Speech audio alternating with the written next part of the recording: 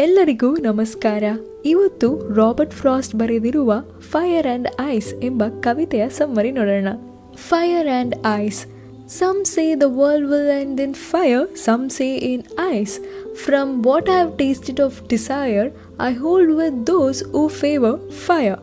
But if it had to perish twice, I think I know enough of hate to say that for destruction, ice is also a great and would suffice. By Robert frost.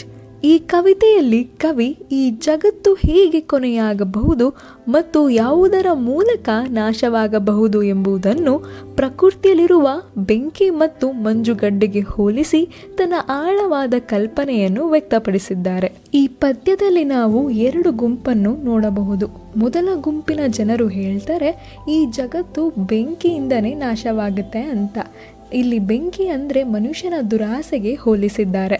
ಎಷ್ಟೇ ಇದ್ರೂ ಸಾಕು ಎಂಬ ಭಾವನೆ ಬರೋದೇ ಇಲ್ಲ. ಇನ್ನೂ ಬೇಕು ಬೇಕು ಅಂತ ಓಡ್ತಾನೆ ಇರ್ತೀವಿ.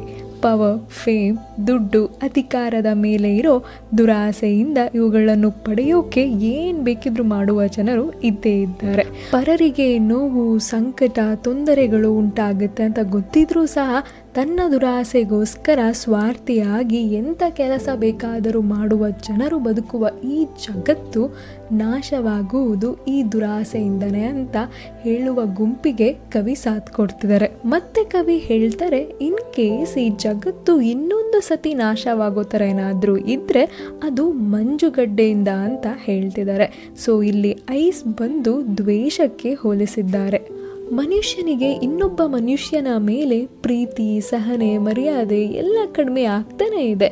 ಬರೀ ದ್ವೇಷ, ಅಸೂಯೆ ಎಲ್ಲ ಕಡೆ ಜಾಸ್ತಿ ಆಗ್ತಾ ಇದೆ. ಸಹಜೀವಿಗಳ ಯಶಸ್ಸು, ಫಲಿತಾಂಶವನ್ನು ನೋಡಿ ಆಚರಣೆ ಮಾಡದೆ, ಖುಷಿ ಪಡದೆ ಅವರ ಮೇಲೆ ಅಸೂಯೆ ಪಡುವ ಜನರು ಮತ್ತು ದ್ವೇಷಕ್ಕೋಸ್ಕರ ಸಹಜೀವಿಗಳ ರಕ್ತವನ್ನು ನೋಡಿ ಆನಂದ ಪಡುವ ಜನರು ಬದುಕುವ ಈ ಜಗತ್ತು ನಾಶವಾಗುವುದು ಈ ದ್ವೇಷದಿಂದನೇ ಅಂತ ಹೇಳುವ ಗುಂಪಿಗೂ ಸಹ ಕವಿ ಸಾಥ್ ಕೊಡ್ತಿದ್ದಾರೆ. ಕೊನೆಯಾಗಿ ಈ ಜಗತ್ತು ನಾಶವಾಗಲು ಮೂಲ ಕಾರಣವಾಗಿರೋದು ಯಾವುದು ಅಂದರೆ ಒಂದು ದುರಾಸೆ, ಇನ್ನೊಂದು ದ್ವೇಷ ಎಂಬ ತತ್ವವನ್ನು ಕವಿ ಒತ್ತಿ ಹೇಳ್ತಿದ್ದಾರೆ. ಸೊ ಫೈನಲಿ ಈ ಕವಿತೆಯಿಂದ ನಾವೇನು ಅರ್ಥ ಮಾಡ್ಕೊಬೋದಂದರೆ, ನಮ್ಮ ಆಸೆ, ಇಚ್ಛೆ, ಭಾವನೆಗಳು, ಕೋಪ, ದ್ವೇಷ, ಅಸೂಯೆ, ದುರಾಸೆ ಎಲ್ಲವನ್ನು ಹಿಡಿತದಲ್ಲಿ ಇಟ್ಟಿರಬೇಕು.